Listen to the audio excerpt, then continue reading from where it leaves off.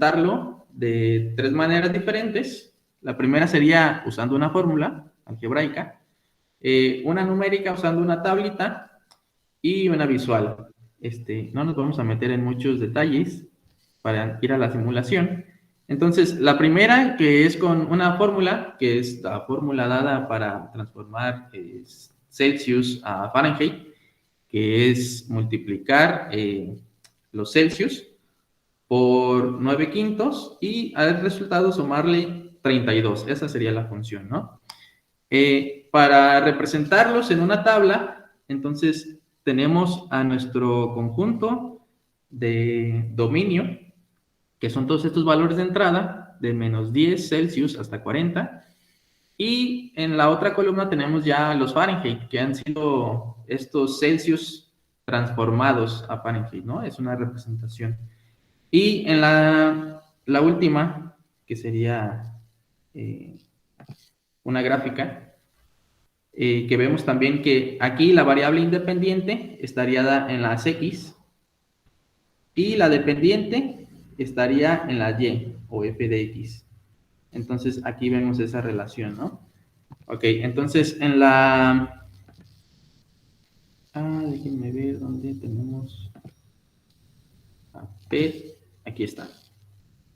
Entonces, veamos cómo aquí en esta simulación tenemos del lado izquierdo de la pantalla tenemos el dominio, luego tenemos este diagrama de máquina donde le vamos a meter operaciones y como resultado nos va a arrojar la salida, los rangos, que son estos números que han sido transformados, que caerían acá, ¿no?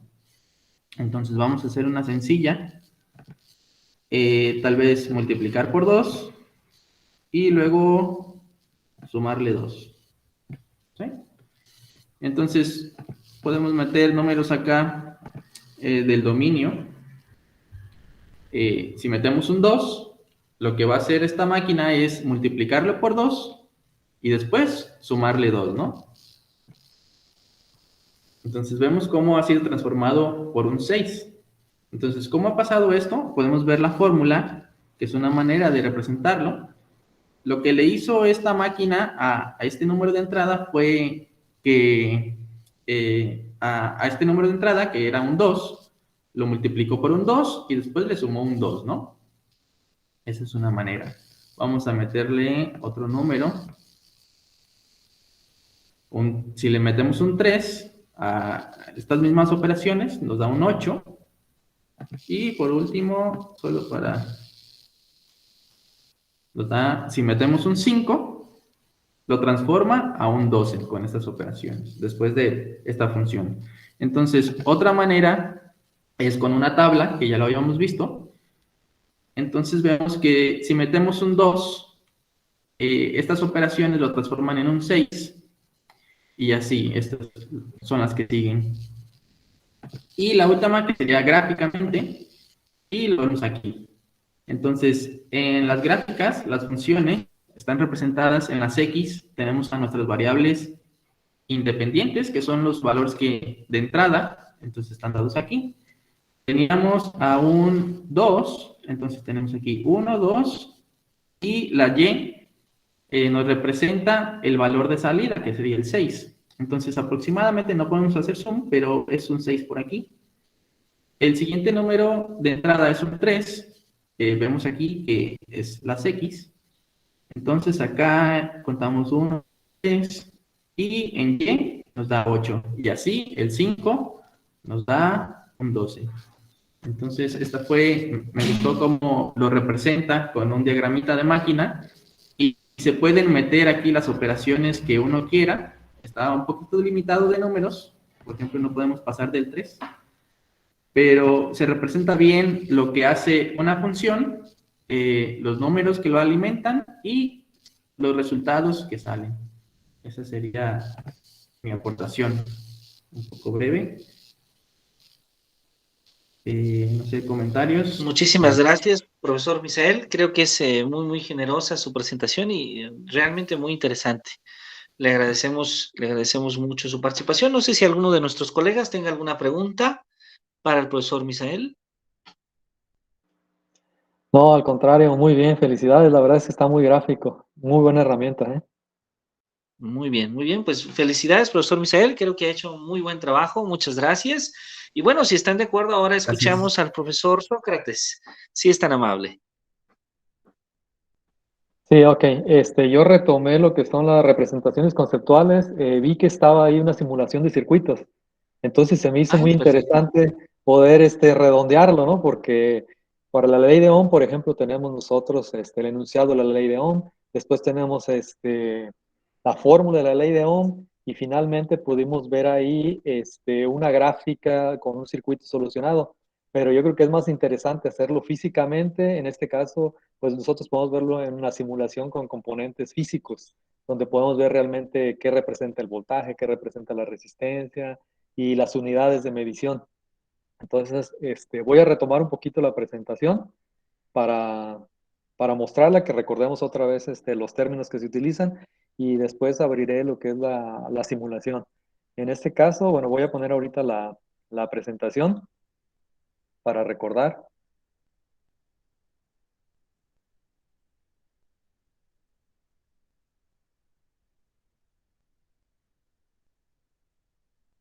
Ok, no sé si alcancen a ver la presentación y ya se esté compartiendo, ¿no? Ya se está compartiendo, nada más falta ponerle en pantalla completa, profesor. Ok, bueno, voy a retomar nuevamente lo de las representaciones conceptuales, en este caso primeramente en forma textual o denunciado, lo que es la ley de Ohm. Nos dice que la ley de Ohm, que es la fuerza de una corriente continua, es directamente proporcional a la diferencia de potencial e inversamente proporcional a la resistencia del circuito. En fórmula de expresión de matemática tenemos aquí la I, que representa la corriente, es igual al voltaje sobre la resistencia, la V representa el voltaje, la R la resistencia. La corriente se mide en amperes, que son las unidades de corriente. El voltaje se mide en volts y la resistencia se mide en ohms. Aquí tenemos nosotros un circuito eléctrico, una representación en forma de diagrama eléctrico de lo que es un circuito. Nosotros aquí tenemos una fuente de poder o una fuente de alimentación de energía. En este caso representa un voltaje. Puede ser una batería, puede ser varias baterías, un generador eléctrico, etcétera. Cualquier fuente de energía eléctrica puede ser representada por eso.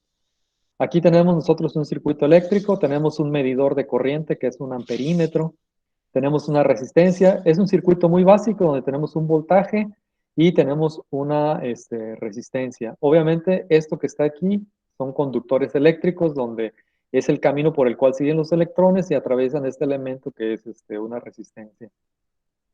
Es importante aclarar, por ejemplo, que estos componentes que están aquí en forma de diagrama se pueden representar físicamente o los conocemos nosotros físicamente, ya sea en el circuito de un componente electrónico, en el circuito eléctrico de una casa, de una instalación eléctrica.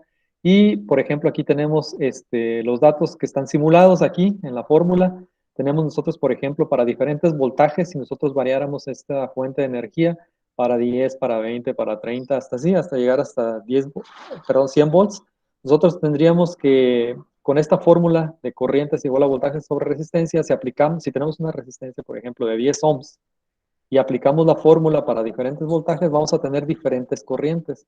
Y vemos que es una relación directa, que la corriente es directamente proporcional al voltaje. Se varían en proporción directa. La resistencia, pues, es una constante y aquí podemos ver una línea recta nosotros en la gráfica, donde es una proporción directa. Siempre que existe un voltaje, existe una corriente, y siempre que existe una corriente, existe un voltaje. Son relaciones mutuas, siempre deben de existir. En este caso, aquí tenemos un ejemplo, el primer ejemplo de donde se aplica la fórmula, por ejemplo, para 10 volts, nosotros tenemos que 10 volts, si yo lo divido entre la resistencia, que son 10 ohms, me daría una corriente de 1 ampere. Aquí lo podemos ver. Para 10 volts tenemos 1 ampere, para 22 y así sucesivamente. Pero esto lo podemos representar nosotros en una simulación, inclusive lo podemos hacer físicamente en el laboratorio. Vamos a ver ahorita la simulación que está en la página. Me dicen ahorita si se puede ver, ¿no?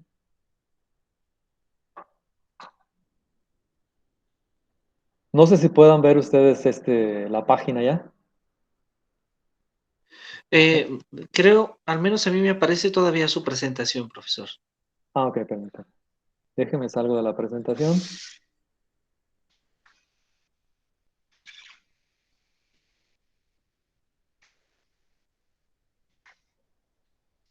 Ok, voy a tratar de poner ahorita otra vez nuevamente.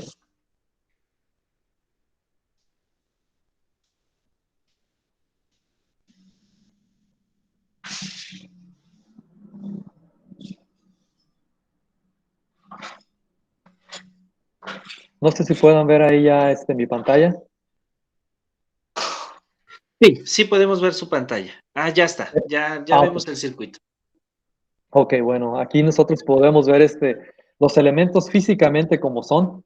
Voy a quitar las etiquetas y los valores para que se puedan ver y lo voy a dejar convencional. Y ahorita los vuelvo a incluir. Nosotros aquí podemos ver un aparato de medición que es un multímetro que me mide el voltaje.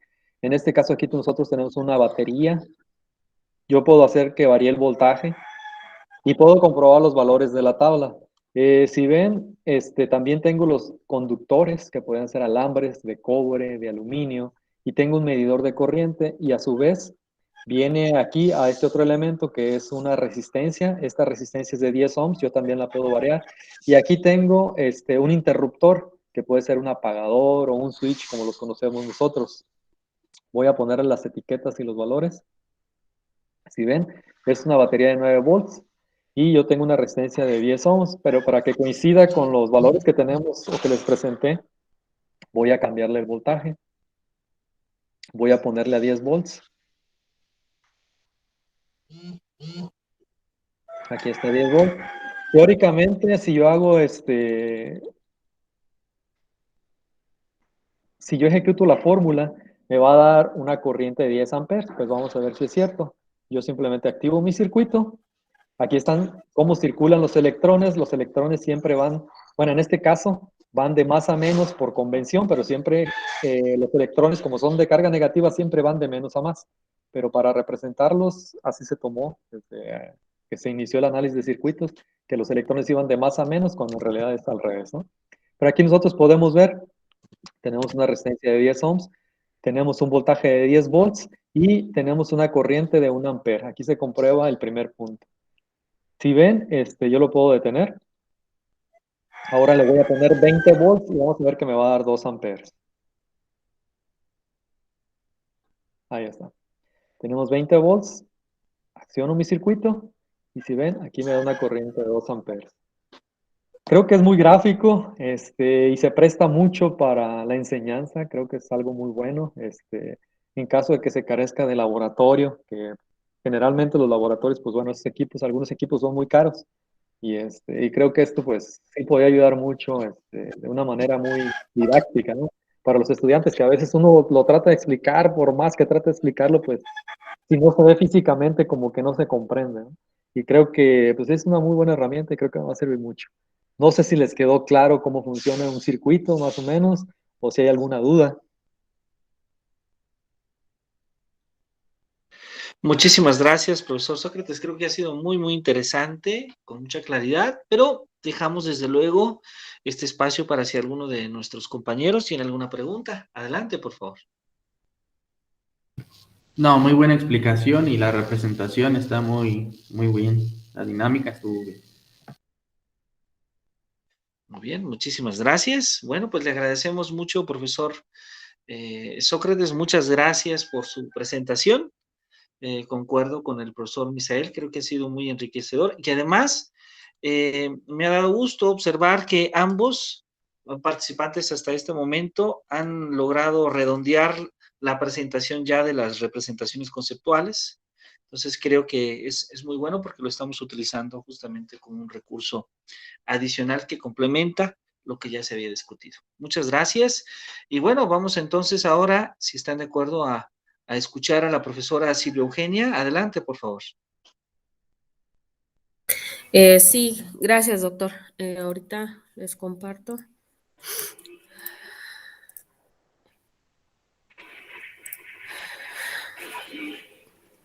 Em,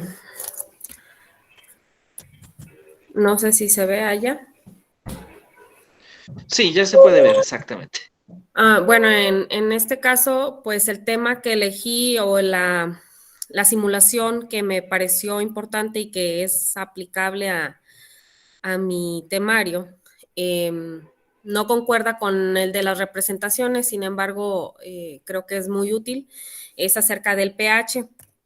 Y bueno, nada más como introducción, para saber qué es pH y el pOH, porque van de la mano. Por aquí, en 1909, Soren Peder-Laurz diseñó la escala que nos ayuda a medir la acidez o alcalinidad de una sustancia.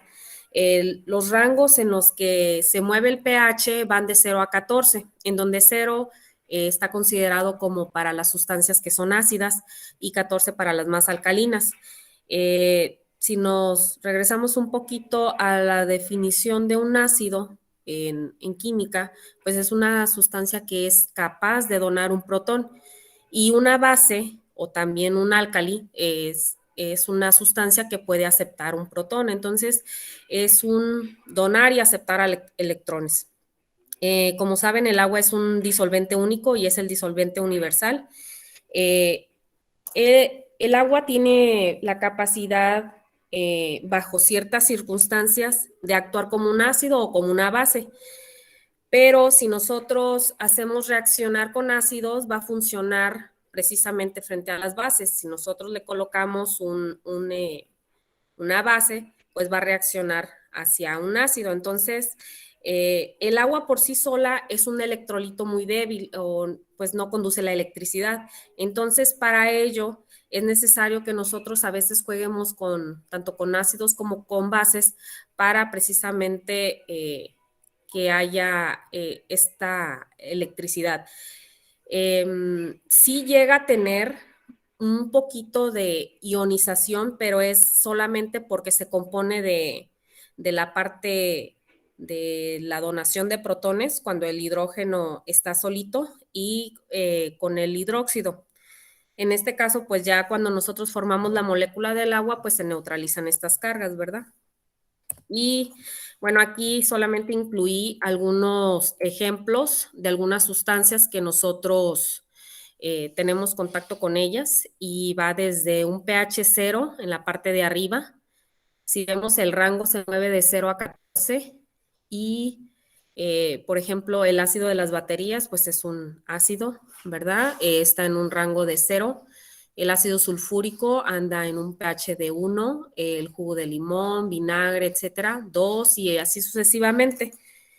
Como vemos, la neutralidad la tiene el agua pura, que tiene un pH de 7, y de ahí en adelante, pues, nos movemos hacia la parte básica o alcalina de las sustancias, en la que podemos encontrar el agua de mar, huevos, bicarbonato, leche de magnesia, amoníaco, y por último, el que tiene un pH más alcalino, pues un limpiador líquido para desagües, que nosotros lo conocemos como sosa cáustica, su nombre científico, hidróxido de sodio o hidróxido de potasio, cualquiera de los dos.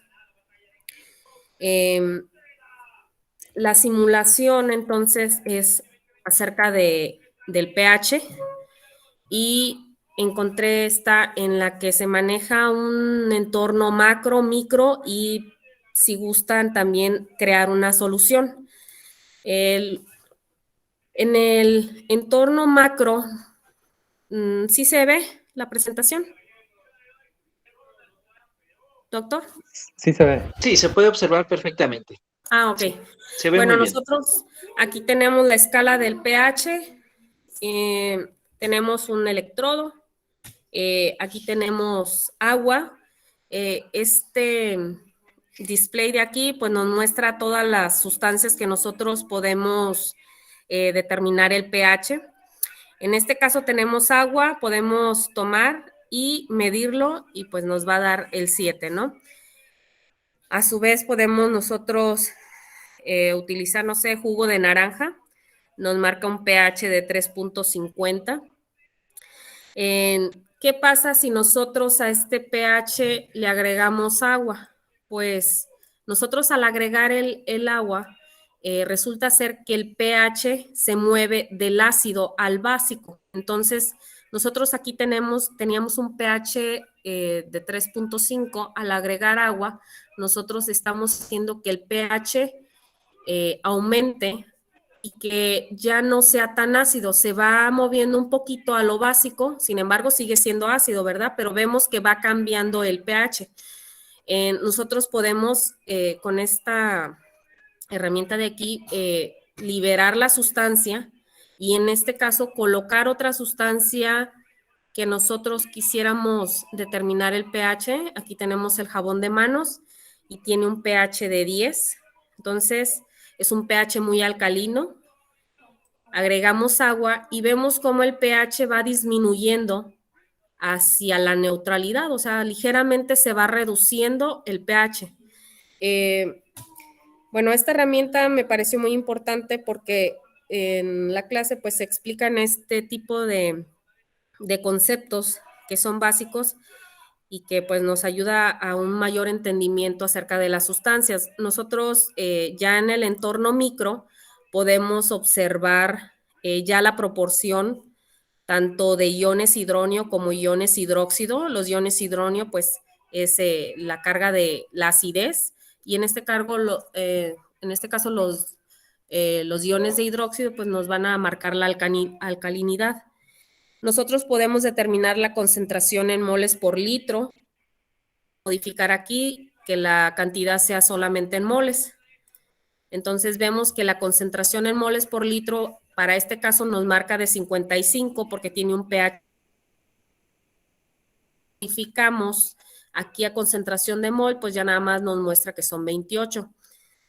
Igual aquí podemos ir rellenando. Aquí coloqué leche y para la leche pues tenemos que tiende a ser un poquito ácida. Tiene una concentración de 1.6 por 10 a la menos 7 iones hidronio y tiene 1.6 por 10 a la menos 8 de iones hidróxido. Nosotros también podemos aquí ver la proporción que tenemos si lo quisiéramos visualizar, pues vemos que hay más cantidad de iones hidronio que de iones hidróxido. Y si nosotros quisiéramos ya determinar el número de moléculas que están presentes, tendríamos estos datos. El pH, aquí puedo retirar el electrodo, puedo dejarlo. Igual puedo agregar agua y vemos como el pH, en este caso, va disminuyendo o se va acercando a la neutralidad. Y ya en mi solución, pues yo ya puedo crear las condiciones también que requiera yo ir aumentando el pH, ir disminuyéndolo. Entonces, bueno, para mí esta parte de mi solución pues ya sería con algún problema que yo les pudiera dejar a los alumnos y ya ellos pudieran determinar tanto los datos de iones hidronio como de hidróxido y simplemente aquí lo oculto, hacen ellos los cálculos y después pueden comprobar si resultaron correctos. No sé si hay alguna duda hasta aquí. Quise ser muy rápida, pero pues alguna observación, no sé. Muchísimas gracias, maestra Silvia. A mí me parece muy interesante lo que usted nos ha explicado y además motivante porque podemos observar cómo en este laboratorio virtual podemos modificar los valores, los alumnos pueden un poco jugar combinando diferentes parámetros y valores y yo creo que eso enriquece mucho el trabajo en el salón de clase. No sé si alguno de nuestros colegas tenga alguna pregunta para usted. No, ¿O de mi algún parte, comentario? muy gráfico, la verdad que sí, está muy entendible. Felicidades, maestra, está muy bien. Muy bien, maestra, muy Excelente, pues entendible. yo me sumo también a la felicitación. Muchas gracias. Creo que muy, muy interesante. Y bueno, entonces, si están de acuerdo, vamos a continuar. ¿A quién le gustaría continuar? Ya pasó el profesor Misael, el profesor Sócrates, la profesora Silvia.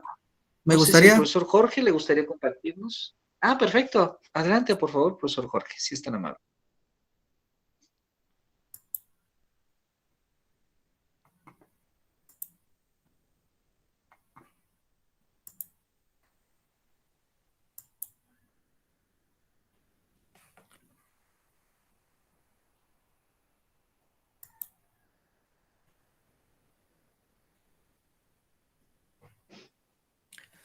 ¿Sí se ve? Sí, ya podemos observarla. Bueno, mira, aquí es algo que tratar de explicarlo, la segunda condición de equilibrio. ¿Y qué nos dice la segunda condición de equilibrio? Establece que la sumatoria de los torques o momentos producidos por todas las fuerzas que actúan sobre un cuerpo, sin importar respecto a qué punto se calculan, deben de anularse para que dicho cuerpo se encuentre en equilibrio. Y matemáticamente, pues la expresión se expresaría que la sumatoria de los torques o momentos sería igual a cero. Esta condición es muy importante dentro de física y dentro de la ingeniería, pues es una condición que los ingenieros y los arquitectos pues la usan muchos para los cálculos de edificios, cimentaciones, en fin, tiene mucha aplicación. Y por ahí me encontré una simulación. Ahorita vamos a pasar a la simulación, una simulación sencilla que nos permite explicar esta segunda condición de equilibrio. Voy a pasar a la presentación.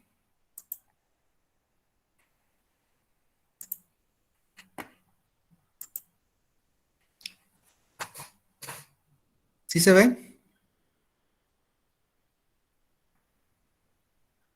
Sí, bueno. Sí. ¿Sí se ve? Sí, sí la podemos observar, claro que sí.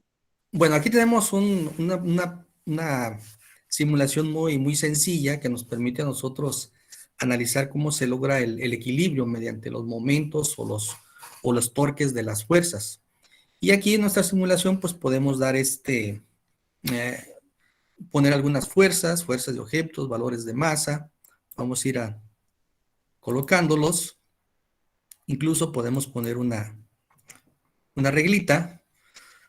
Por ejemplo, si yo pongo aquí un ladrillo de 5 kilogramos a una distancia de 2 metros, que estamos viendo aquí en la regla, podemos ver que el torque que va a generar esta masa es la multiplicación de la masa o la fuerza por la distancia. Entonces, 5 por 2 me da 10. Entonces, para lograr el equilibrio, tiene que ser igual ese mismo torque que le voy a dar, pero del otro lado. Entonces, yo tengo que poner, efectivamente, los 5 kilogramos a esa misma distancia para que se logre el equilibrio.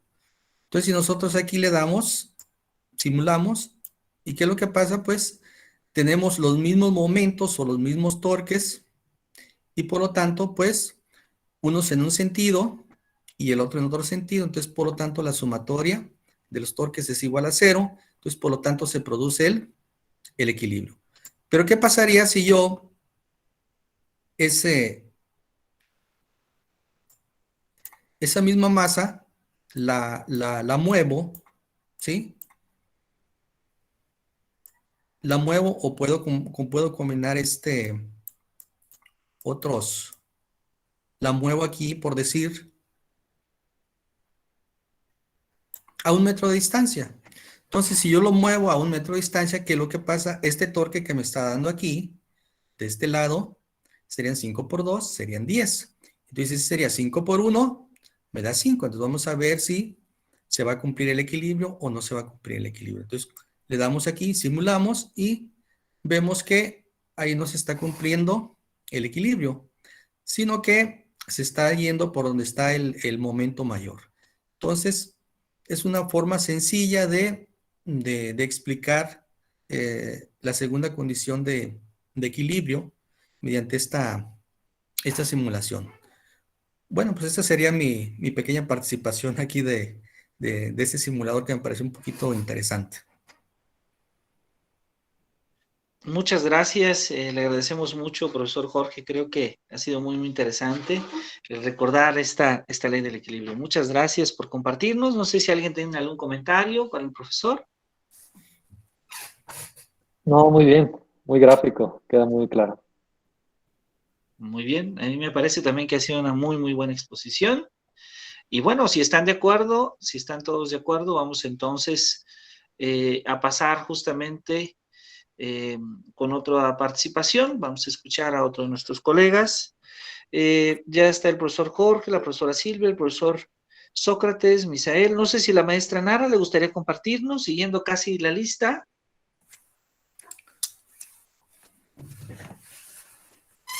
Sí, nada más que alcanzó a levantar antes la mano el ingeniero Luis Enrique. Entonces, Ah, perdón, no lo había visto. Entonces, si usted no tiene inconveniente, No, escuchamos maestro, al pero si profesor Luis usted Enrique. quiere participar, adelante. ay, me muero de ganas. Como usted Ay, guste. ay, ay. Sí. Bueno, ¿O voy a quiere que tomar el participe espacio. yo? Sí, ingeniero, no hay ningún Ah, ok. inconveniente. Voy a Nada más un respetar el detalle, espacio. yo la red aquí está un poco inestable, no sé si me estén escuchando bien o robotizado, porque en la última parte con el ingeniero Enrique Guaye, lo escuchaba robotizado y me decía aquí que la señal estaba mal, pero ustedes sí me escuchan bien. Sí, sí, nosotros, bueno, al menos su servidor logra escucharlo sin ningún inconveniente, maestro. Ah, perfecto. Entonces me voy a permitir ahorita proyectar, a ver si a ver si no, no se corta. Permíteme.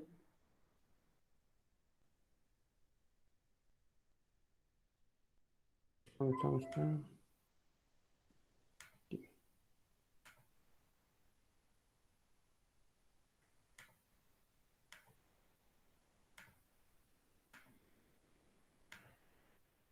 A ver, ahí va.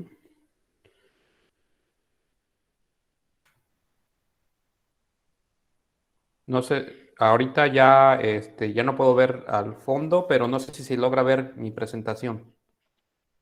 Sí, sí logramos Sí. verla, maestro. Ah, muy bien. Bueno, yo escogí un tema que normalmente se da en química, y que curiosamente en la asignatura de química para desarrollo y, em, innovación agrícola ya no toca este tema, pero sí por ahí en la parte de química para sistemas, sí algo, independientemente de que no se dé el tema como tal en la asignatura de química para desarrollo, juega un papel importante en otros temas que sí se dan, como por ejemplo la estructura del átomo, como por ejemplo propiedades de los elementos y de la parte de los compuestos, y es la geometría molecular. Bueno, una definición de geometría molecular, o también se llama estructura molecular, es cómo es que las moléculas se encuentran, o los átomos se encuentran dispuestos en el espacio de una manera tridimensional. Estos átomos que constituyen una molécula, pues bueno, tal vez uno no lo logre ver, casi siempre uno lo ve en 2D. O cuando lo explicaba mi maestro, siempre era pues en el pintarrón o pizarrón, entonces son nada más de círculos y líneas. Pero esta característica es muy importante porque permite que la molécula tenga ciertas propiedades que van desde químicas, físicas, hasta biológicas, ¿no? Y bueno, de ahí hay un modelo que se llama teoría de repulsión de pares de electrones, que pues le permite saber cómo es que una molécula está configurada para el espacio. Para ello me voy a permitirme salirme de aquí, dejar de compartir y irme al simulador. Permítanme.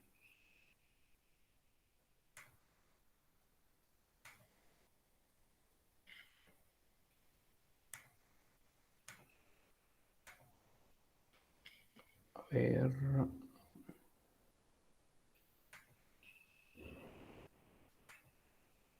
Bueno, me dicen si se logra ver. Sí, ya se está compartiendo su pantalla, profesor. Ah, perfecto. Bueno, ya se ve ahora sí. Sí, ¿verdad? Sí, se puede observar muy bien. Ok, correcto. Bueno, vamos a comenzar con algo sencillo y rápido. Dos moléculas que son muy importantes. Aquí este es el simulador FET, el que se llama forma de la molécula. Y aquí pueden ver ustedes de manera tridimensional, aquí estoy dando yo la vuelta a la molécula más sencilla, pero más hermosa de todas, que es el agua, ¿no? Están viendo ustedes aquí un átomo de oxígeno, dos de hidrógeno, y ustedes pueden ver que tiene esta forma. Normalmente cuando la explican en química, le dicen que tiene una forma de Mickey Mouse, porque pues, aparenta la cara del ratón y las orejas. Pero lo interesante aquí, aparte de este comentario chusco, es precisamente que no están puestas de esta manera porque así lo quiere el maestro, o porque así vienen los libros, o porque, pues bueno, se nos ocurrió, sino que estos átomos de elementos químicos, como son el hidrógeno y el oxígeno, pues tienen electrones, y esos electrones provocan una repulsión o una atracción, dependiendo entre ellos, y esta repulsión y atracción pues permiten dar una configuración geométrica a la molécula, ¿no? Por ejemplo, aquí les voy a mostrar primeramente los pares solitarios, es decir, este átomo de oxígeno pues está enlazado a este y a este átomo de hidrógeno. Sin embargo, todavía tiene la capacidad de tener otros electrones. Lo voy a girar, aquí lo pueden ver. Son estos que parecen como globos, aquí. Son todavía electrones que le quedan en la capa de valencia a el átomo de oxígeno. Sin embargo, que no están unidos, y particularmente esta molécula, estos electrones ejercen una fuerza también en la molécula y para la molécula, con la finalidad de que tenga esta forma. Voy a quitar los pares solitarios y les voy a mostrar, por ejemplo, el ángulo de enlace. Son 104.5. Yo aquí lo estoy moviendo, pero porque muevo la molécula, pero originalmente siempre son 104.5. Hay literatura que dice que si este ángulo de 104.5 no lo tuviera la molécula de agua, muchas de las propiedades que tiene el agua misma, e inclusive la vida misma, no se podría haber dado. Entonces, algo así como que místico, si se quiere llamar así, porque estos 104.5 grados y esta geometría de la molécula, que nos permite como tal llamarla curvada o doblada, y la geometría del electrón, que es la tetraédrica, así están configuradas en forma geométrica, es lo que permite que a cierta temperatura, por ejemplo, llegue a un estado de solidificación, a un estado de evaporación, o también que sea líquida en una temperatura ambiente. Entonces, los químicos eruditos dicen que pues si no se logra dar este ángulo, si no logra tener esto, las propiedades que tuviera para poder reaccionar con otros elementos químicos o con otros compuestos químicos no se darían propiedades que tienen que ver no solamente con sus estados de la materia físicos, sino también otras reacciones bioquímicas, por ejemplo, en plantas, en algunos procesos de la célula como tal, no se podrían haber dado, y por ende parece insignificante, pero pues sin ese mínimo detalle es algo improbable o poco probable que la vida tuviera las condiciones que actualmente tiene, ¿no? Y así como esa molécula, pues podemos ver muchas otras. Otra de las más importantes que tiene que ver con química es esta, la molécula de carbono. La molécula de carbono es muy interesante en química orgánica porque la base de química orgánica es el carbono como tal. Entonces, esta molécula, como ustedes la pueden ver, es carbono en medio, es esto que está aquí, tiene una configuración tetraédrica, y eso es muy interesante también en química porque permite explicar el comportamiento y cómo esta molécula tiene una gran afinidad por otras moléculas de carbono y otras moléculas que son diferentes al carbono, las cuales le permiten generar estructuras desde nivel, por llamarlo así, desde nivel de ADN o desde un nivel molecular, hasta proteínas, etcétera. O sea, todas las biomoléculas que conocemos tienen su base en esto. Y la forma tetraédrica es algo muy interesante porque es lo que le da estabilidad a la misma molécula y le da esa configuración para poderse enlazar. Si ustedes pueden ver, los ángulos también son ángulos que, tomando como referencia, como base, el carbono como un carbono central, y de hidrógeno a hidrógeno hay 109,5 grados, de hidrógeno a cualquiera de sus lados hay 109,5 grados. Ustedes pueden ver que estoy rotando la la molécula y pueden ver cómo la geometría matemática, cómo la geometría tiene aquí una importancia significativa en el hecho de las propiedades, de las composiciones y pues muchas más, ¿no? Entonces aquí dos de las moléculas más importantes, puedo poner otras, pero pues bueno, básicamente me servirán mucho para explicar que la parte matemática de la química está por ejemplo, aquí hay moléculas que son lineales o trigonales, por ejemplo. Déjenme ver si está por aquí alguna del cloro. Aquí vean esta bipiramidal triagonal del pentacloruro de fósforo. Entonces pueden ver cómo la configuración en el espacio es muy importante. Y esto, aparte de ser interesante, es didáctico, porque si ustedes supieran qué difícil es hacer que un alumno imagine una molécula, digo, en otras materias me imagino que es más fácil decirles, oye, imagínate pues una célula, bueno, ahí puedo ver en el microscopio, pero ver un átomo pues es relativamente difícil. Entonces tener esta herramienta pues es muy interactiva e importante, y aquí puede uno pues jugar con él, ¿no? Como tal, ¿sí? No sé si existe alguna duda, alguna pregunta. Muy No, bien, Inge, muy yo lo claro. felicito, maestro, me parece muy interesante. ¿Alguien tiene alguna pregunta? No, la verdad está muy bien, muy claro. Felicidades, Inge. Todo bien, Inge. Muy bien, pues Muchas muchísimas gracias. gracias. Muy bien, Muchas Inge. gracias, maestros y maestros. Gracias, profesor Luis. Muy bien, pues bueno, vamos entonces. El profesor Servando, no sé si esté por aquí el profesor Servando, creo que sí nos acompaña. Sí, claro. Adelante, profesor. A ver, deje mal beso.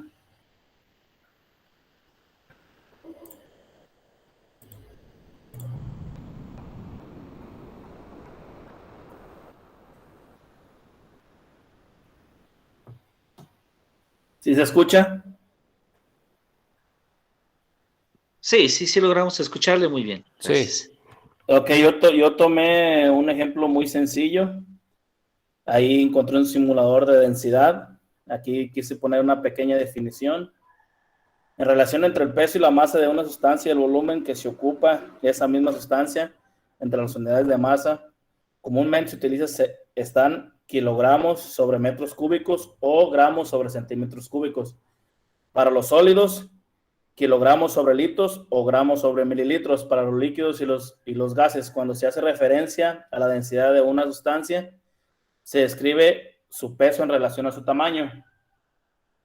Aquí voy a tratar, aquí en el simulador.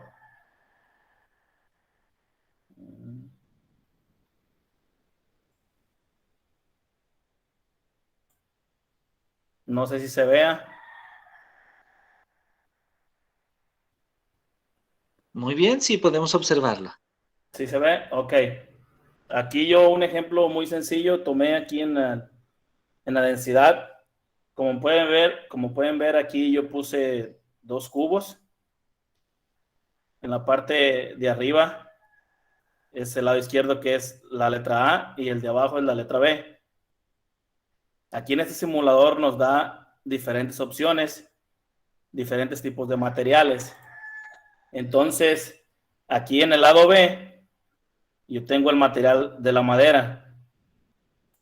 Entonces, con una masa de 1.50 kilogramos y el volumen de agua, que son 100 litros, quise hacer un ejemplo.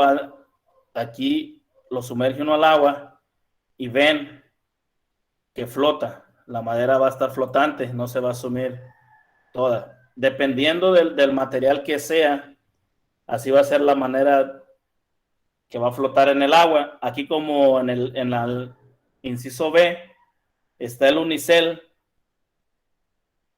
y el volumen es más grande, aunque sea el mismo peso, pero el tamaño es más grande. Y si pueden ver, se sumerge menos. ¿Por qué? Porque dependiendo del material que sea. No importa que sea el mismo peso, pero va a ser diferente tamaño y se va a sumergir de diferente manera. ¿Por qué? Porque dependiendo del material. Aquí los voy a sacar hacia afuera otra vez y voy a cambiar de material. En el inciso A, como pueden ver, es madera, pero si lo pongo que fuera hielo, ya cambia el kilogramo. Y si pueden ver, se sumerge casi todo. Entonces, dependiendo del material, así va a ser la manera que se va a sumergir. Aquí también hay una opción que es de un ladrillo. No importa el peso que tenga, como aquí se le puede mover. Puede ser muy pequeño. ¿Y qué va a suceder? De todas maneras, se va a sumergir hasta el fondo del estanque o de cualquier elemento donde se encuentre el agua. Entonces, a mí me gustó como para los alumnos que diferencien o tengan una diferencia de un material y otro. Y aquí se puede jugar en el simulador con diferentes materiales. Como pueden ver, aquí está el unicel, la madera, el hielo, el ladrillo y el aluminio.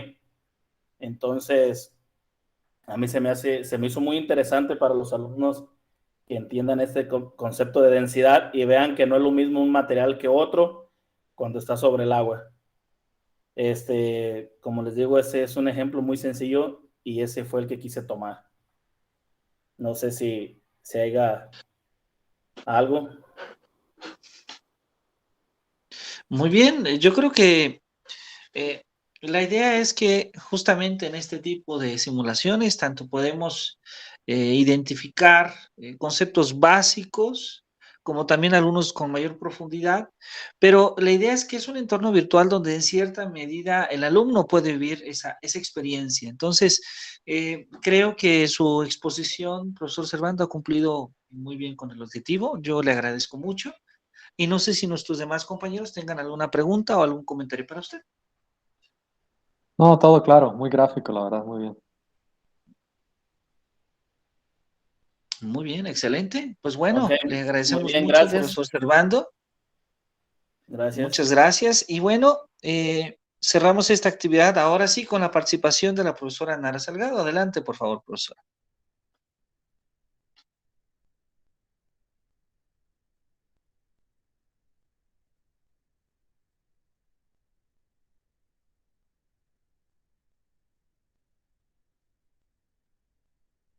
Muy bien, vamos a dar un poquito de tiempo a que la profesora Nara dejamos por ahora sí la actividad con usted.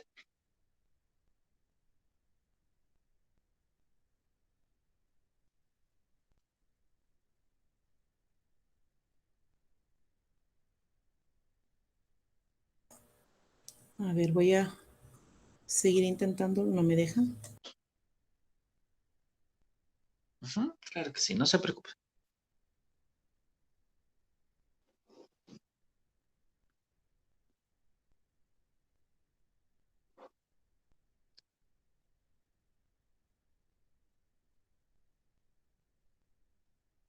Muy bien, ya podemos ver su presentación sobre funciones.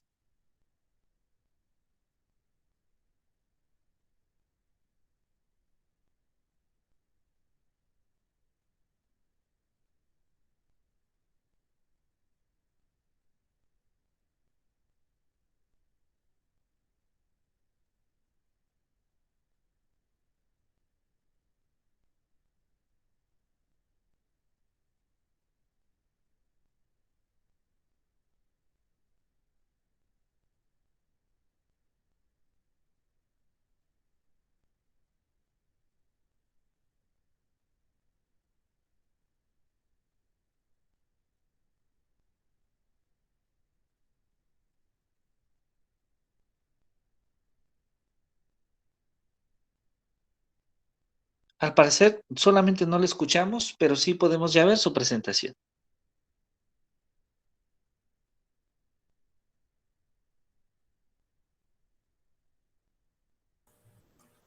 Ay, ay, ay. ¿Ya me escuchan? Ahora sí, ya le escuchamos. Ay, ando yo hablando sola acá. Les decía que elegí del contenido de cálculo diferencial la parte de la representación de funciones y en este caso elegí la representación de una función de segundo grado. La función que se eligió es x cuadrada menos 5x más 6 en un intervalo de menos 2 a 5. Esto para que los estudiantes puedan determinar o bueno, evaluar primero el recorrido de la función, identificar si se trata de una función continua, identificar también los valores de las raíces y sobre todo el hacer la comparación de cuando se hace el procedimiento analítico para determinar el valor de las raíces y en la parte gráfica les puede ayudar a complementar lo que se hace con la parte analítica. Entonces, dada la función x cuadrada menos 5x más 6, pues lo que vamos a hacer para obtener los valores de las raíces, facilito, como se trata de una función cuadrática completa, lo que vamos a intentar siempre en primera instancia va a ser la factorización, ¿no? Entonces, se factoriza por factor común, se despeja cada uno de los factores y, bueno, se determinan los valores de la raíz número 1 y de la raíz número 2. Esto, dado que la función es una función cuadrática, pues tendrá dos raíces, ¿verdad? Entonces, la parte gráfica que elegí, bueno, está aquí en esta parte. No sé si eso sí ya sí lo pueden revisar. ¿Sí se ve? Bueno. Se sigue viendo la presentación. Sí, la presentación es la que se ve, maestra, así es. Ok, entonces... La presentación sí la podemos ver sin inconveniente. Ok. Entonces, intento ahora irme a...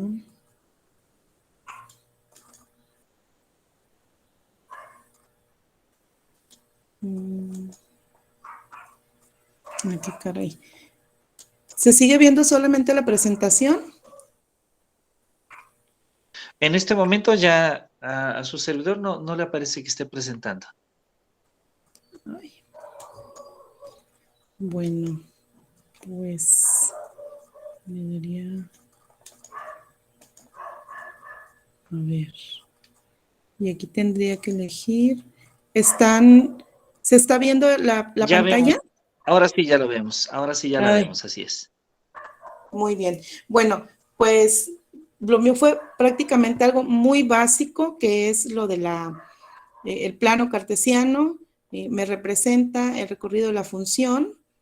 Y aquí en estos dos puntitos en azul, en este caso, que es el valor de las raíces que ya determinamos por medio del procedimiento de la factorización. Está como muy simplón, yo lo sé. Se me había olvidado hacerlo y entonces ahorita mientras que los demás lo hacían, lo hice yo, ¿verdad? Entonces, muy básico, la verdad, lo que les estoy mostrando, pero bueno, es nada más una partecita de algo que sí se puede hacer, pues, a lo mejor con mayor tiempo y planificación, pero pues sí me ayuda a complementar la parte que les comentaba al principio, ¿no? La representación gráfica y el procedimiento analítico, ¿no? No sé si alguien tiene alguna pregunta. Muy bien, muchas gracias. Pues de hecho creo que esta es una estrategia muy interesante porque si nosotros observamos, pues podemos encontrar diferentes representaciones como aparece en esta gráfica, como aparece también en la forma algebraica, de tal manera que los estudiantes pues puedan, yo digo a veces utilizo el término, no siempre de manera adecuada, el término jugar, es decir, que puedan manipular las funciones, que puedan identificar las funciones con su gráfica, que puedan observar datos interesantes en las funciones, que estén ligados, por ejemplo, esencialmente a cuáles son los puntos importantes, sus raíces, de tal manera que pues la actividad que llevamos en el salón de clases, esta actividad permite que haya un poco de mayor profundidad, un poco de mayor análisis, y no solamente el análisis ordinario que a veces hacemos en el salón de clase, ¿no? Entonces, Sí. Lo dijo muy bien en un video que revisamos, David. Bueno, en realidad aprender es relativamente simple, solamente necesitamos estar en un determinado ambiente y manipular elementos del ambiente, pero claro, aun cuando aprender es simple, necesitamos gestionar que ese ambiente en el que se produce el aprendizaje pueda ser favorable para desarrollar buenas cosas que aprender. Ese es el punto tal vez más importante, el cómo nosotros podemos desarrollar cosas que puedan ser interesantes, aprendizajes novedosos y muy en especialmente aprendizajes que puedan ser de utilidad y de reflexión para nuestros alumnos. Entonces, muchísimas gracias, maestra Nara. No sé si alguno de nuestros compañeros tenga alguna pregunta para usted, algún comentario. Adelante, por favor. No, de mi parte no, todo muy bien, gracias, maestra. Muy bien, muchísimas gracias, profesor Sócrates. Entonces, bueno, esta parte que comentamos, creo que esta parte que comentamos es sumamente interesante, porque vamos a encontrar justamente en la enseñanza de la ciencia herramientas de este tipo. Vamos a encontrar otro tipo de herramientas que pueden complementar, por ejemplo, de una perspectiva mucho más profesional. Voy a referirme a Wolfram Alpha, por ejemplo, una plataforma donde se pueden hacer prácticamente una gran cantidad de recursos de matemáticas superiores, y que nosotros podemos aprovechar en el salón de clase para motivar a nuestros estudiantes, inclusive para realizar investigación que bien puede ser a un nivel de licenciatura con abundancia y con más recursos, tanto en simulaciones como también en poder de cálculo. Entonces, bueno, yo les invito a que puedan revisar este tipo de programas. También aparece Wolfram Alpha, como lo había mencionado, GeoGebra, que es también otro elemento muy importante, donde podemos realizar simulaciones, donde podemos analizar conceptos matemáticos. GeoGebra, que en cierta medida pues tiene la limitante que está pensada un poco más para analizar problemas de geometría, problemas de álgebra, de cálculo, pero en especial Wolfram Alpha, ahí vamos a poder encontrar una gran gama de herramientas, de instrumentos que podemos utilizar para nuestras clases en todas las áreas de las ciencias. ¿Sí? Esa es una de las características. Muy bien, voy entonces, si ustedes me permiten, a utilizar una presentación para continuar con esta sesión, y aprovecho este espacio para agradecer desde luego el trabajo y la exposición de todos y cada uno de ustedes, que ha sido muy interesante para poder finalmente cerrar esta parte que tiene que ver justamente con las representaciones conceptuales y que también en esta ocasión utilizando este tipo de recursos virtuales. Pero bueno, antes de hacer la presentación formalmente, quisiera aprovechar también para comentarles una tercera propuesta. Hemos hasta ahorita hablado esencialmente desde dos perspectivas, principalmente sobre la enseñanza de la ciencia. Hemos hablado, por una parte, de la teoría de resolución de problemas de George Polya, y por otro lado, también hemos hablado sobre la teoría de representaciones semióticas o conceptuales de Raymond Duval, haciendo énfasis en estas dos propuestas o estas dos perspectivas. Pero posiblemente una de las teorías más generales y más influyentes que tendríamos que sumar, que sumamos el día de hoy, tiene que ver con la teoría de situaciones didácticas desarrollada por Guy Brousseau. Guy Brousseau, un matemático, un educador francés, que a lo largo de su trabajo como docente va a ir registrando una serie de observaciones, una serie de acontecimientos que le van a permitir desarrollar una investigación de más de 30 años sobre la docencia, desde los niveles básicos hasta los niveles universitarios, y que va a redactar un documento, un texto fundamental que es Teoría de Situaciones Didácticas. Hoy, en nuestros días, el término de situación didáctica es un término muy general que aparece en prácticamente casi todos los campos del quehacer educativo, pero es importante mencionar que el origen de este concepto, situación didáctica, está ligado a la didáctica de las matemáticas. Brousseau se hizo varios cuestionamientos sobre la didáctica de las matemáticas que posteriormente otros autores han llevado también a la didáctica de la ciencia. Algunos cuestionamientos que Brousseau se hace es cómo se construye el aprendizaje, por ejemplo, cómo se construye el aprendizaje de la ciencia, cómo se construye el aprendizaje de las matemáticas, cómo es que se gesta esa relación entre maestro y alumno, cuál es la labor esencial que tenemos nosotros como maestros, como maestras. Y tal vez voy a permitirme comenzar por este último punto al que hago referencia en este momento. Voy a referirme a este último punto, donde me permito esencialmente citar un concepto que aparece en algunos alumnos del profesor Brousseau, como Bernau, como Arte, que llamamos la transposición didáctica. Y bueno, el concepto o la idea de transposición didáctica está un poco ligado a esa transformación que hacemos nosotros del conocimiento, a ese proceso, yo le llamaría de adaptación que hacemos a los saberes para poderlos llevar desde nuestra labor profesional hasta nuestra labor como docentes, a nuestra labor en la escuela.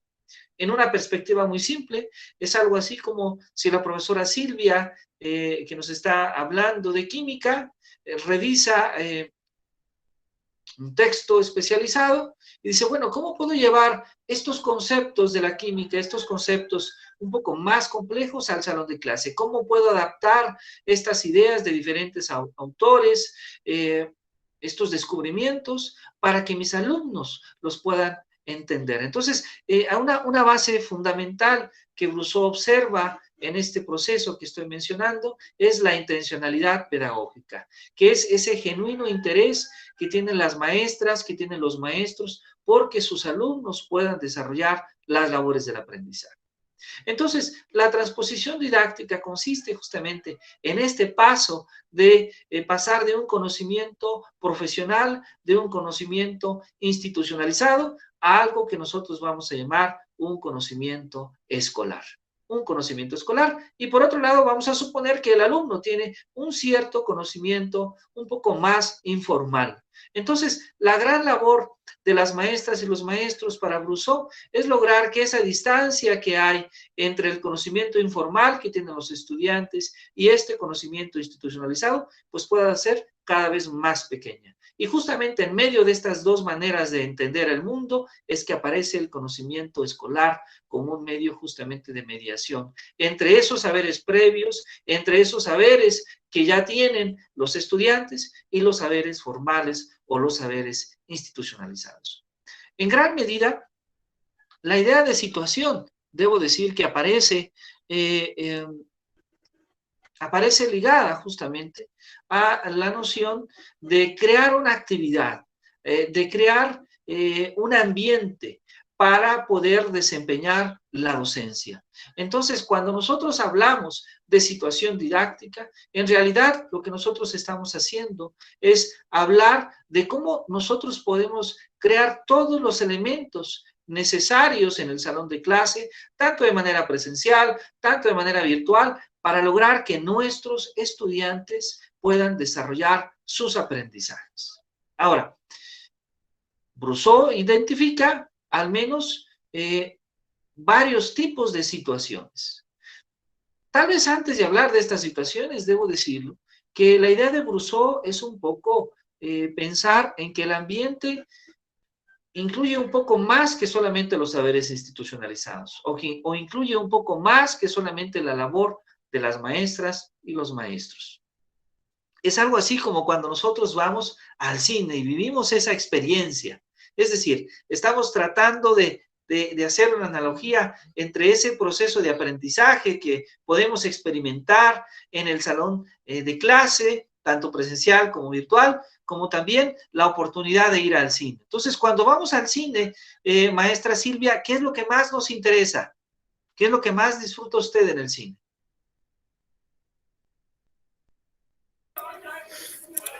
¿En el cine? ¿Así es? Es que se escuchaba como un poquito robotizado y no alcancé a escuchar bien. Pues el sonido, poder observar la película.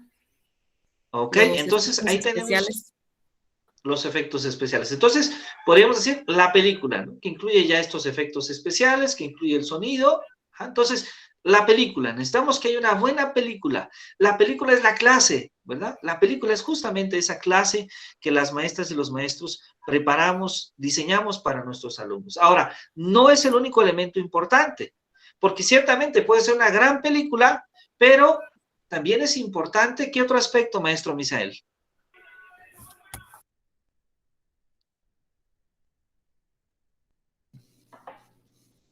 Otro aspecto sería, aparte de los efectos, el sonido y todo eso, la experiencia de sacarlo de la monotonía sería el mensaje principal que queremos dar a entender con lo expuesto. Claro, claro, pero en el caso cuando vamos al cine, tratando de reconstruir esta analogía, ¿qué otros aspectos son importantes además de la película? Eh, la, la experiencia que te saca de la monotonía de estar en tu casa viendo la tele, se Ajá, magnifica cuando estás en el cine. El claro, asiento, claro. el olor a palomitas, que hay más gente que no Ajá. conoce, me imagino. El entorno es totalmente diferente, entonces hace que la experiencia también sea diferente. Muy bien, creo que usted nos ha dicho muchos elementos importantes. Es decir, ¿importa la película? Claro que sí, pero también importa el ambiente, el espacio. También importa las personas que nos rodean. También importa la comodidad de, como usted dijo, del sillón, que los productos que consumimos, las palomitas, el refresco, etcétera, sean agradables. Entonces, hay varios elementos que influyen en que esa experiencia sea lo suficientemente agradable para que en la siguiente promoción de una película, el profesor Misael, la profesora Nara, digan, yo voy inmediatamente. Bueno, algo así sucede en el salón de clase.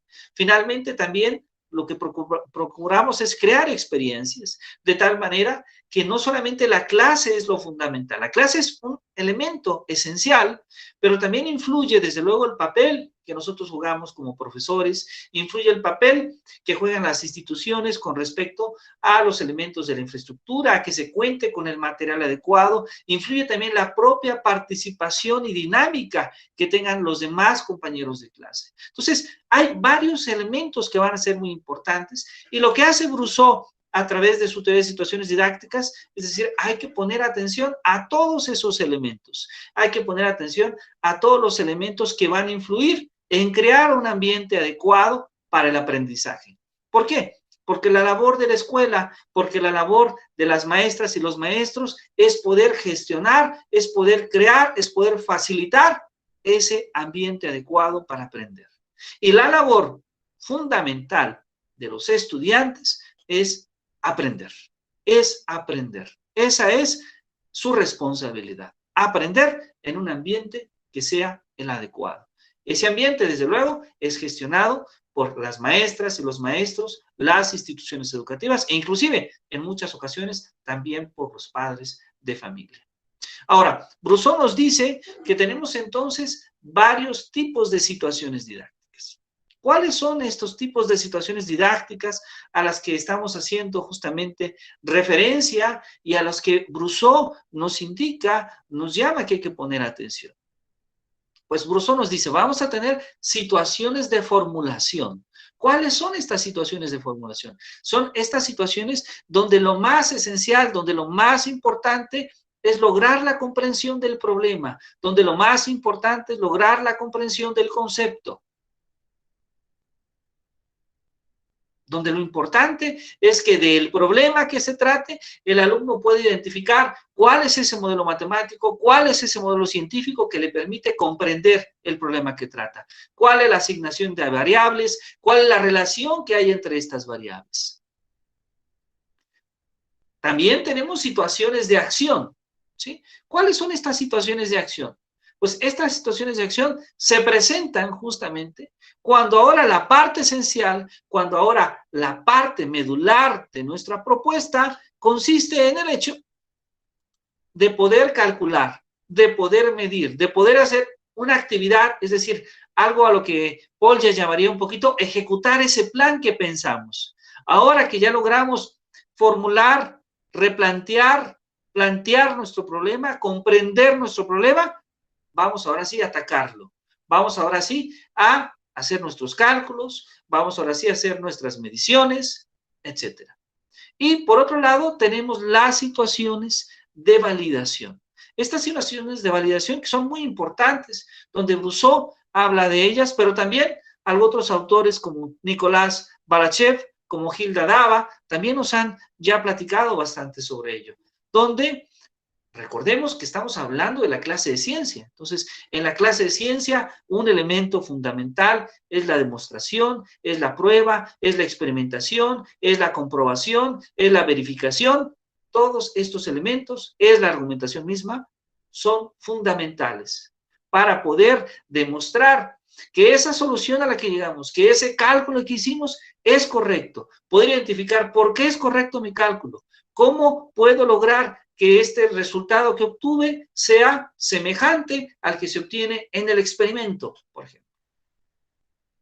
Entonces, esta última etapa no solamente representa un análisis sobre la validez de los resultados, sino que también está ligada a un proceso comunicativo. Y ahí la ciencia es muy importante, el papel de la comunicación, el papel de poder comunicar, de desarrollar esa habilidad social, pero también esa habilidad argumentativa para poder justificar, para poder argumentar, para poder probar o demostrar los resultados científicos que hemos obtenido. Ahora, Brousseau nos habla entonces que a lo largo de todo el proceso formativo, a lo largo de nuestras sesiones de clases, es muy importante que nosotros podamos combinar estas diferentes situaciones. ¿Y a qué nos estamos refiriendo con la idea justamente de poder combinar estas situaciones? Pues bueno, nos estamos refiriendo justamente en el sentido, en el hecho fundamental, de que no solamente la práctica docente se convierta en poner énfasis solamente a un tipo de situaciones y no considerar los otros tipos de situaciones. Por ejemplo, es bastante común que en nuestra clase de matemáticas, es bastante común en nuestra clase de física, que en muchas ocasiones ponemos mucho más énfasis a las situaciones de acción. Es decir, nos interesa que el alumno pueda calcular, nos interesa que el alumno pueda calcular derivadas, que el alumno pueda calcular integrales, que el alumno pueda calcular la aceleración, la velocidad, la frecuencia, etcétera. Valores concretos. Y hacemos mucho énfasis en el desarrollo de metodologías y técnicas de cálculo. ¿Esto es correcto? Sí lo es, pero no es suficiente para el proceso formativo que viven nuestros estudiantes. Es correcto, pero no es suficiente. ¿A qué nos invita Brousseau? A que tengamos más situaciones de formulación en el salón de clase. A que tengamos más situaciones de validación en el salón de clase. ¿Sí? Estos dos aspectos, estos dos ejemplos de situaciones, van a ser justamente fundamentales. Repito, entonces tenemos tres tipos de situaciones. Una situación que vamos a llamar formulación de un problema, una situación de acción, cuando hacemos nuestros cálculos, cuando hacemos las actividades, y una situación de validación. Una situación de validación. ¿Sí? Muy bien. ¿Hasta aquí tenemos alguna duda sobre lo que hemos discutido? En este caso, haciendo referencia principalmente al trabajo en la teoría de situaciones, didácticas, propuesta justamente por Wilbruso. No, muy claro, doctor. Al contrario, yo lo estoy viendo como algo muy interesante, ¿no? Algo que a lo mejor algunos no hemos hecho y nos toca hacer en nuestra aula. Muchas gracias, le agradezco mucho. Y bueno, habrá entonces que interiorizar este aspecto que estamos mencionando, porque ciertamente en muchas ocasiones nosotros elegimos unas situaciones sobre otras. Es decir, en muchas ocasiones nosotros asumimos la idea de que es mejor cierto tipo de situaciones que otras, o simplemente por la misma manera en la cual nosotros hemos aprendido, asumimos la idea de que ponemos mucho más atención a las situaciones de acción que inclusive a otras situaciones. Bueno, entonces, si ustedes me permiten, además de hablarles de esta teoría de situaciones didácticas, quisiera comentarles que en nuestros días hay también varias otras maneras de entender en cierta medida cuál es ese papel que juega el aprendizaje y los diferentes tipos de aprendizaje. Vamos entonces a hablar de una tendencia que hoy en día se presenta, que llamamos justamente la enseñanza situada, ¿sí? La idea y el concepto de aprendizaje situado, que debo mencionarlo, atiende un proceso que tiene varias dimensiones. Por una parte, es una apropiación cultural, pues se va a tratar de una experiencia que involucra el pensamiento, la afectividad y la acción del estudiante. Es producto entonces de la actividad, del contexto y también de la cultura de quien lo desarrolla y quien lo aplica. Esto entonces nos hace ver a este tipo de enseñanza situada como una especie de vínculo entre la escuela, por un lado, pero también entre la vida misma. ¿Cuál es el objetivo de este tipo de enseñanza? Pues bueno, el objetivo de esta enseñanza situada justamente va a ser el hecho de poder llevar al alumno a adquirir un aprendizaje significativo. Un aprendizaje donde encuentre sentido, donde encuentre utilidad a lo que el alumno atiende en el aula. De tal manera, entonces, que el conocimiento se base en lo que el estudiante realmente va a saber, en lo que realmente va a poder hacer y en lo que realmente desea hacer. Bueno, entonces, ¿cuáles son algunos métodos de enseñanza de este tipo? Pues uno de ellos es el aprendizaje mediante casos. Y el otro, que también vamos a discutir esta mañana, es el aprendizaje basado en problemas. Estos dos tipos de aprendizaje, estas dos maneras de entender el aprendizaje, van a permitir a las maestras y a los maestros promover las competencias, promover el desarrollo de habilidades a través de ciertos diseños de actividades educativas. Bueno, pero ¿cómo podemos nosotros entonces hacer esto? Es la gran pregunta, ¿verdad?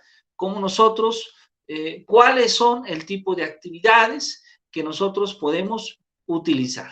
Pues bueno, vamos a comenzar primero hablando del aprendizaje basado en problemas, que de hecho tiene una conexión muy cercana con la noción de Polya que estuvimos estudiando, que hemos estado estudiando en este curso, ¿sí?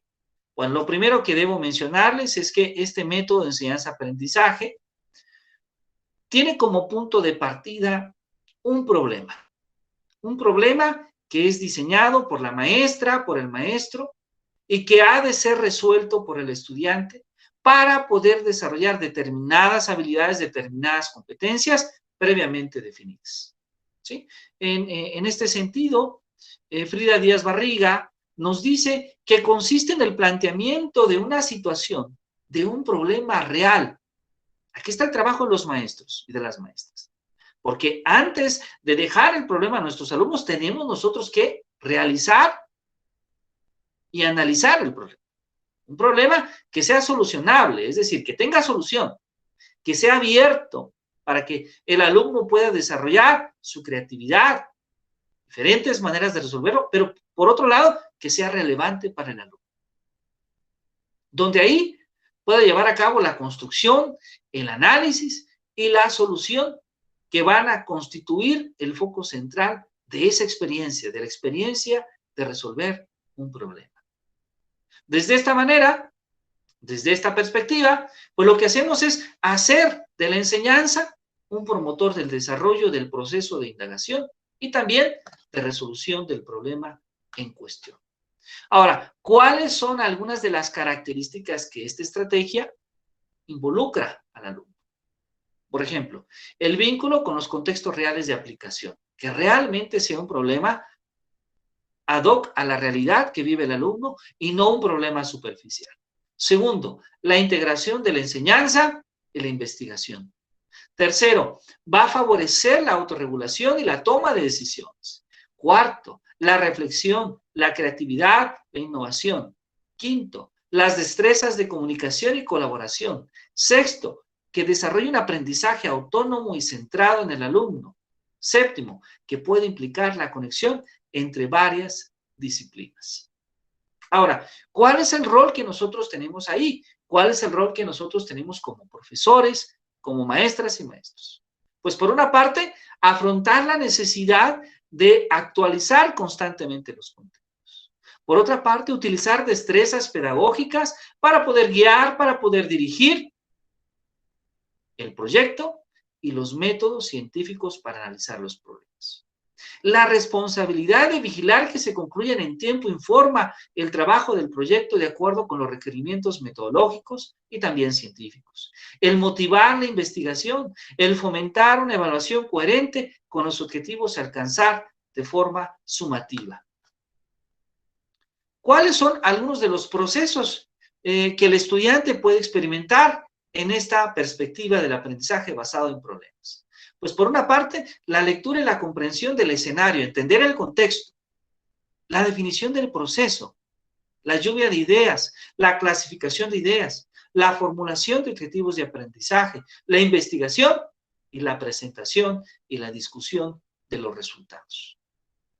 Ahora, esta es una perspectiva, el aprendizaje basado en problemas.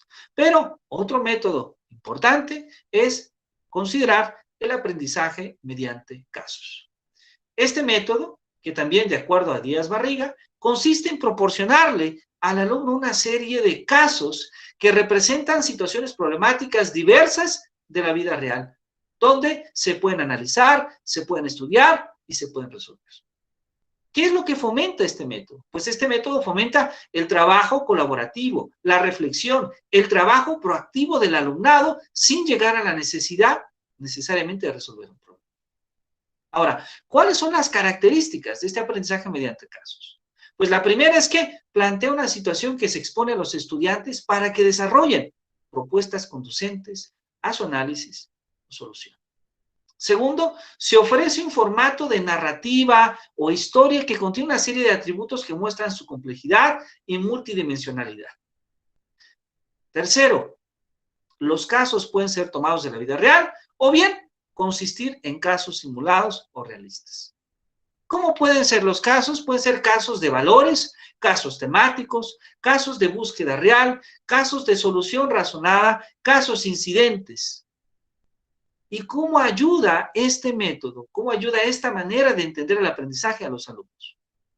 Pues ayuda porque permite explicar, permite argumentar, permite analizar, permite tomar decisiones, fomenta el trabajo colaborativo, ayuda a juzgar sobre su propio nivel de participación y de compromiso, logra aprendizajes significativos al poder encontrar la lógica y aplicación de lo aprendido entre lo que se debe aprender y la vida real.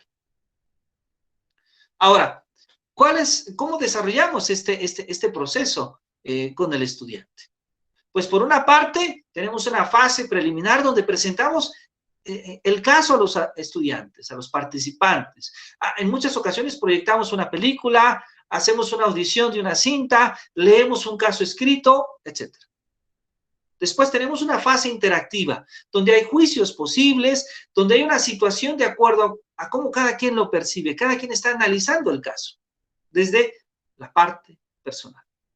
Después tenemos una formación colaborativa, donde se van a establecer equipos de trabajo con determinados roles y descritos también por el docente. La fase de análisis, donde ordenamos y clasificamos nuestras ideas. La fase de conceptualización, donde fijamos objetivos de acción. La fase de toma de decisiones, donde cada equipo está en condiciones de poder fundamentar, de poder argumentar la opción elegida. Y finalmente, la presentación y discusión de resultados.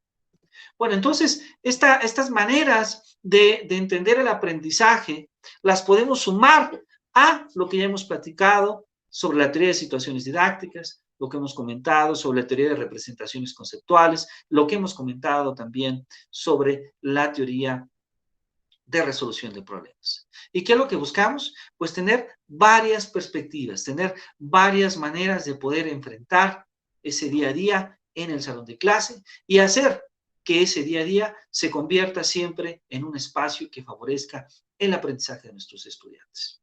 Vamos entonces a tener en este momento un receso, de acuerdo a los tiempos establecidos, pero al regreso de nuestro receso vamos a hablar de dos aspectos que son fundamentales. Cómo despertamos, cómo motivamos algunas ideas sobre la enseñanza de las ciencias, por un lado, pero por otro lado, cuál es el papel que juega un elemento fundamental en el aprendizaje. Y aquí voy a anticiparme un poquito, y me anticipo un poco, porque no hemos hablado casi de este elemento, que hoy en día sabemos, gracias a las neurociencias y a la psicología, que es uno de los aspectos fundamentales.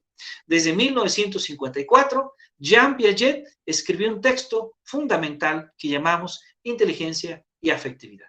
Y en este libro de Jean Piaget, Piaget ya nos hablaba de que hay una relación muy especial en cómo nosotros desarrollamos nuestro pensamiento, pero también en cómo nosotros sentimos, en cómo nosotros regulamos nuestras emociones, nuestras afecciones.